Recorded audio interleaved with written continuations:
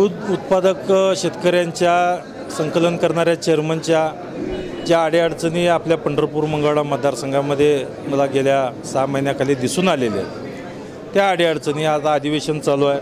अधिवेशनामध्ये सर्व दूध उत्पादकाच्या अडचणी जाणून घेऊन त्या निमित्तानं आपल्या या सरकारमध्ये माननीय मुख्यमंत्री, उपमुख्यमंत्री महोदयांच्या आणि दुग्ध विकास मंत्री विखे साहेबांच्या कानावर घालून या दुग्ध विकासाच्या अडचणी या लवकरात लवकर आपण सोडवल्या पाहिजेत. कारण आचारसंहिता ज्या मागच्या जवळजवळ 26 मार्चला याची कट ऑफ जी अपलोड करायची होती ती कट ऑफ डेट होती. त्यानंतर आचारसंहिता लागली आणि आचारसंहिता लागल्यानंतर गेल्या 3-4 महिन्यात शेतकऱ्यांना, दूध उत्पादक शेतकऱ्यांना जो नाहक त्रास झाला. कारण आता आचारसंहिता उठली आहे, एकतर त्या पोर्टलवर जे कट ऑफ डेट होती ते कट ऑफ डेट वाढवून त्या पोर्टलवर जास्तीत जास्त दूध उत्पादक शेतकऱ्यांना परत एकदा अपलोड करून शेतकऱ्यांना दुधाला 5 रुपये अनुदान मिळालं पाहिजे ही प्रामुख्याने मागणी या निमित्तानं होती. आणि 100% या सरकारमध्ये आता उद्याच्या याच्यामध्ये माननीय मुख्यमंत्री, उपमुख्यमंत्रीमध्ये पॉझिटिव्ह निर्णय याच्यावरती घेतील.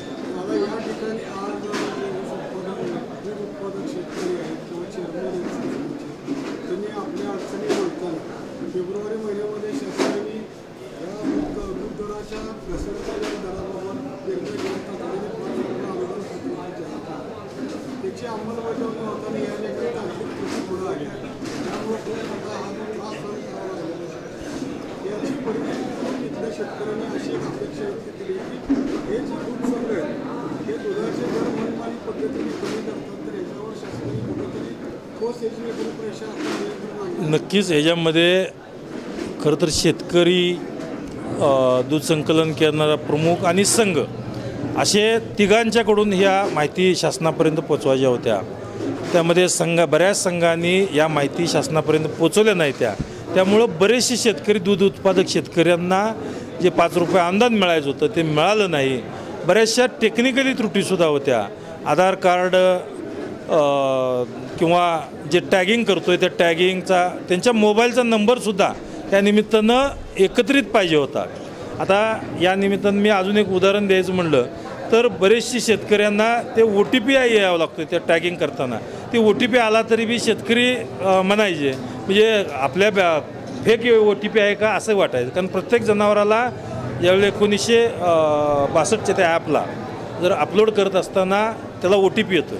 तो OTP शेतकरी, कारण प्रत्येक जनावराला करायचा होता, तो OTP शेतकऱ्याने जर नाही दिला तर ते अपलोड होत नसतं. नुसतं टॅगिंग करून चालत नव्हतं, तर ते परिपूर्ण टॅगिंग होत नव्हतं.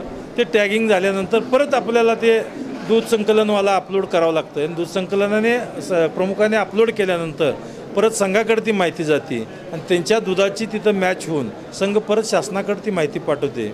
यामध्ये बऱ्याचशा त्रुटी संघ, दूध संकलनचे चेअरमन आणि शेतकरी हे सगळे तिन्ही गोष्टीमध्ये बऱ्याचशा त्रुटी राहत होत्या. त्या त्रुटी आता शेतकरी आणि सगळ्यांना बऱ्यापैकी समजलेल्या आहेत. फक्त आता मुदत वाढवली तर जास्तीत जास्त शेतकऱ्यांना याचा अनुदानाचा लाभ 100% होईल. या ठिकाणी वर्धन झाला, तुम्ही आता एक महत्त्वाचा मुद्दा अधोरेखित केला आहे की ज्याप्रमाणे ऊसाला आहे त्यांना FRP आहे, मिनिमम MSP आहे, मिनिमम साखरेला सेलिंग प्राईस आहे.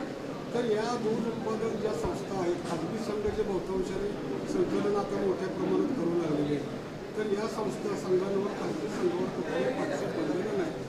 शासनाने याचा मुद्दा आपण मांडणार आहे. नक्कीच याच्यावरती ह्या दूध व्यवसायावरती चर्चा करत असताना 100% हा विषय जो आहे तो बऱ्याच दिवसापासून माझ्या मनात होता. पण आज या टीम निमित्तानं व्यक्त झालो की जसं कारखान्याला साखर आयुक्त कंट्रोल करतं महाराष्ट्रामध्ये, तशा पद्धतीनं या महाराष्ट्रामध्ये दुग्ध व्यवसायामध्ये आयुक्तांनी कंट्रोल करून जसं ऊसाला शेतकऱ्यांना जो भाव दिला जातो, दिला का नाही दिला तर पुढच्या वर्षी त्याचा गाळप परवाना देत नाहीत, अशा पद्धतीनं शेतकऱ्यांनासुद्धा वेळेवर पैसे मिळालेत का किंवा त्यांना योग्य पैसे मिळतात का यासाठी सुद्धा शासन दरबारी आत्तापर्यंत याच्यावरती विचार नव्हता. परंतु हा विचार माननीय मुख्यमंत्री, माननीय उपमुख्यमंत्री यांच्याशी बोलून हा विषय 100% आपण मार्गी लावू. एक महत्त्वाचा प्रश्न झाला की जे खाजगी संघ आहेत किंवा मोठे सहकारी संघ आहेत त्यांच्याकडून स्थानिक पातळीवर जे छोट्या प्रमाणात उत्पादन करणारे जे दूध उत्पादक आहेत त्यांच्या अडचणी निर्माण केल्या जातात. त्यांना अशी एक भावना निर्माण झालेली आहे. तुम्ही आता इथं बोलताना सांगितलं की तालुका पातळीवर दूध संघ अस्तित्वात येणं पुन्हा गरजेचं आहे. जसं शासकीय दूध संघ पूर्वी होते तसं शासकीय दूध संघ आज बरेचसे आपण बघतोय की कोल्हापूरमध्ये बऱ्याच शेतकऱ्यांनी सांगितलं तिथं 32 रुपये दर दुधाला आहे.